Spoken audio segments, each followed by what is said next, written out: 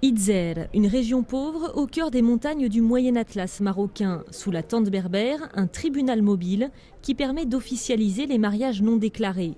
Abdelmalek et sa femme sont mariés depuis plus de 70 ans, mais jusqu'à présent, ils n'avaient aucun papier officiel attestant de leur union.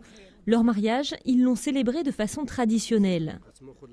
On récite un verset du Coran, on fait une grande fête avec toute la tribu. On mange, on boit, on s'amuse. Et puis voilà, chacun rentre chez soi et vous êtes mari et femme. Depuis ce jour-là, on est ensemble.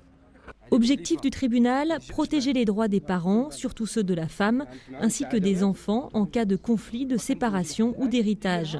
Par ailleurs, le livret de famille est en principe nécessaire pour inscrire un enfant à l'école. Ça donne beaucoup de droits. Ma fille va grandir et elle aura besoin que les choses soient claires et officielles sur son père et sa mère. Et moi aussi, je veux prouver que je suis la femme de mon mari. Zhor a déjà un enfant, mais elle n'a que 17 ans. Or, depuis 2004, le nouveau code de la famille interdit, sauf exception, le mariage des mineurs. Si de nombreux couples expliquent que c'est l'enclavement ou le manque de moyens qui les ont empêchés d'officialiser leur mariage, certains indiquent également que l'épouse était encore mineure. Pour les juges, ces cas sont difficiles à gérer. Ils se marient dans les villages selon la loi coutumière, puis au bout d'un an ou deux, ils demandent la légalisation de leur mariage. Le juge est mis devant le fait accompli.